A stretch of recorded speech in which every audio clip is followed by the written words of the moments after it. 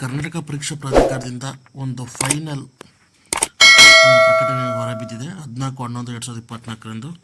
ಏನಪ್ಪ ಅಂದರೆ PSA 402 ಹುದ್ದೆಗಳ ನೇಮಕಾತಿ ಪರೀಕ್ಷೆ ಏನಾಗಿತ್ತು ಅದರದ್ದು ಅಂತಿಮ ಅಂಕಪಟ್ಟಿಯನ್ನು ಪ್ರಕಟಿಸಿರೋ ಬಗ್ಗೆ ಒಂದು ಮಹತ್ವವಾದಂತಹ ಪ್ರಕಟಣೆ ಕರ್ನಾಟಕ ಪರೀಕ್ಷಾ ಪ್ರಾಧಿಕಾರದಿಂದ ಹೊರಬಿದ್ದಿದೆ. ಸೊ ಅಕ್ಟೋಬರ್ 3ನೇ ತಾರೀಕು ನಡೆದಂಥ PSA 402 ಹುದ್ದೆಗಳ ನೇಮಕಾತಿ ಪರೀಕ್ಷೆಯಲ್ಲಿ ಒಂದು ಪ್ರಾವಿಷನಲ್ ಅಂದರೆ ತಾತ್ಕಾಲಿಕ ಅಂಕಪಟ್ಟಿಯನ್ನು ಬಿಡುಗಡೆ ಮಾಡಿದರು 6/11/2024ರಲ್ಲಿ. ಸೊ ಅಲ್ಲಿಗೆ 9/11/2024 ಒಳಗೆ ಯಾವುದಾದ್ರೂ ಆಕ್ಷೇಪಣೆಗಳಿದ್ದರೆ, ನಿಮಗೆ ಯಾವುದಾದ್ರು ಡೌಟ್ಸ್ ಇದ್ದರೆ ನೀವು 9/11/2024 ಒಳಗೆ ಆಕ್ಷೇಪಣೆ ಸಲ್ಲಿಸುವಂತೆ ಪ್ರಾಧಿಕಾರ ಅವಕಾಶ ಕೊಟ್ಟಿತ್ತು.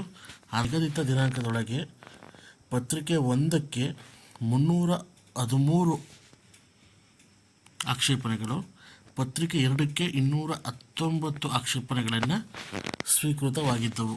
ಅಂದರೆ ಕಂಪ್ಲೇಂಟ್ಸ್ ಹೋಗಿತ್ತು KAಗೆ. ಅದರಂತೆ ಆಕ್ಷೇಪಣೆಗಳನ್ನು ಪಡ್ಕೊಂಡಂಥ KA ಪತ್ರಿಕೆ 1ರಲ್ಲಿ ಮೊದಲನೇ ಮೌಲ್ಯಮಾಪನದ ಅಂಕಗಳು ಮತ್ತು 2ನೇ ವ್ಯಾಲ್ಯೂಯೇಷನ್ ಮಾಡಿದಂಥ ಅಂಕಗಳು ಹಾಗೂ 3ನೇ ವ್ಯಾಲ್ಯೂಯೇಷನ್ ಮಾಡಿದ ಅಂಕಗಳು, ಅಂದರೆ 1ನೇ ಮತ್ತು 2ನೇ ಮೌಲ್ಯಮಾಪನ ಅಂದರೆ ವ್ಯಾಲ್ಯೂಯೇಷನ್ ಮಾಡಿದಾಗ 8 ಅಥವಾ ಅದಕ್ಕಿಂತ ಹೆಚ್ಚು ಅಂಕಗಳು ಡಿಫ್ರೆನ್ಸ್ ಬಂದರೆ ಅದನ್ನು 3ನೇ ವ್ಯಾಲ್ಯೂಯೇಷನನ್ನು ಮಾಡ್ತಾರೆ. 8 ಅಥವಾ 8ಕ್ಕಿಂತ ಹೆಚ್ಚು ಮಾರ್ಕ್ಸ್ ಏನಾದ್ರು ಡಿಫ್ರೆನ್ಸ್ ಬಂತು ಅಂದರೆ ಮೊದಲನೇ ವ್ಯಾಲ್ಯೂಯೇಷನ್ನು ಮತ್ತು 2ನೇ ವ್ಯಾಲ್ಯೂಯೇಷನ್ನ ಕನ್ಸಿಡರ್ ಮಾಡದೆ 3ನೇ ವ್ಯಾಲ್ಯೂಯೇಷನ್ಗೆ ಕಳಿಸ್ಕೊಡ್ತಾರೆ.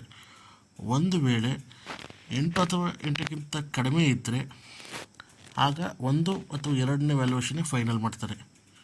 ಅರ್ಥ ಆಯಿತು ಅನ್ಕೋತೀನಿ ನಿಮಗೆ. ಸೊ ಅದನ್ನೆಲ್ಲ ಮಾಡಿ ಇವುಗಳನ್ನು ಮತ್ತೊಮ್ಮೆ ಪರಿಶೀಲಿಸಿದ್ದು, ಅಂದರೆ ಮರು ಎಣಿಕೆಗಳು ಕೂಡ ಮಾಡಿದ್ದಾರೆ, ಅಂಕಗಳು ಡಿಫ್ರೆನ್ಸ್ ಬರುತ್ತೆ.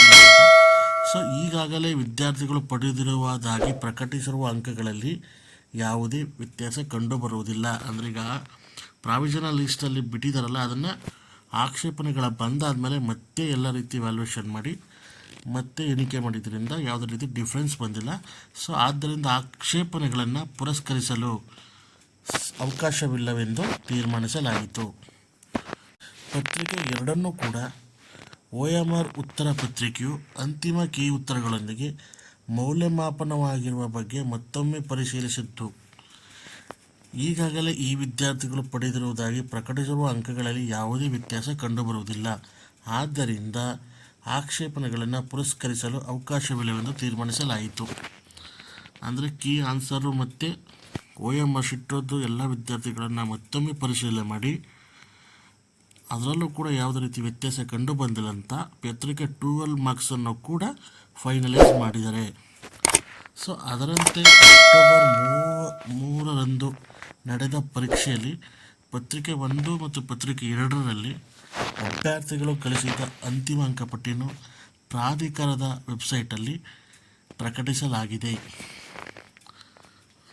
ಸೊ ಈಗ ಫೈನಲ್ ಸ್ಕೋರ್ ಲಿಸ್ಟನ್ನು ವೆಬ್ಸೈಟಲ್ಲಿ ಅನೌನ್ಸ್ ಮಾಡಿದ್ದಾರೆ. ಡಿಸ್ಕ್ರಿಪ್ಷನಲ್ಲಿ ಲಿಂಕ್ ಕೊಟ್ಟಿರ್ತೀನಿ, ಹೋಗಿ ನಿಮ್ಮ ಮಾರ್ಕ್ಸನ್ನು ಚೆಕ್ ಮಾಡ್ಕೊಳ್ಳಿ. ಮತ್ತು ಸದರಿ ಅಭ್ಯರ್ಥಿಗಳ ಅಂಕಪಟ್ಟಿಯನ್ನು ಸಂಬಂಧಪಟ್ಟ ಸಂಸ್ಥೆಗೆ ಹಸ್ತಾಂತರಿಸಲಾಗುವುದು. ಅಂದರೆ ಏನು ಪೊಲೀಸ್ ಡಿಪಾರ್ಟ್ಮೆಂಟ್ ಇದೆ PSA ಇದು, ಆ ಇಲಾಖೆಗೆ KE ಅವರು ಫೈನಲ್ ಮಾರ್ಕ್ಸ್ ಲಿಸ್ಟನ್ನು ಸಂಬಂಧಪಟ್ಟ ಸಂಸ್ಥೆಗೆ ಅಂದರೆ ಪೊಲೀಸ್ ಡಿಪಾರ್ಟ್ಮೆಂಟ್ಗೆ ನಿಯಮಾನುಸಾರ ಹಸ್ತಾಂತರಿಸಲಾಗುವುದು. ಸಂಬಂಧಪಟ್ಟ ಸಂಸ್ಥೆಯವರು ನಿಯಮಾನುಸಾರ ಆಯ್ಕೆ ಪಟ್ಟಿಯನ್ನು ಪ್ರಕಟಿಸಿ ಮುಂದಿನ ಕ್ರಮವನ್ನು ಕೈಗೊಳ್ತಾರೆ ಅಂತ KE ನಿರ್ದೇಶಕರು ತಿಳಿಸಿದ್ದಾರೆ. ಸೊ ಡಿಸ್ಕ್ರಿಪ್ಷನಲ್ಲಿ ಲಿಂಕ್ ಹಾಕಿದ್ದೀನಿ, ನಿಮ್ಮ ಅಂಕಪಟ್ಟಿಗಳನ್ನು ಚೆಕ್ ಮಾಡ್ಕೊಳ್ಳಿ. ಸೊ ಎಲ್ಲ ವಿದ್ಯಾರ್ಥಿಗಳಿಗೂ ಆಲ್ ದ ಬೆಸ್ಟ್. ಇದೇ ಥರ ಹೆಚ್ಚಿನ ಮಾಹಿತಿಗಳಿಗೋಸ್ಕರ ನಮ್ಮ ಚಾನಲ್ನ ಸಬ್ಸ್ಕ್ರೈಬ್ ಮಾಡಿ. Thanks for the watching. ಎಲ್ರಿಗೂ ಒಳ್ಳೆಯದಾಗಲಿ.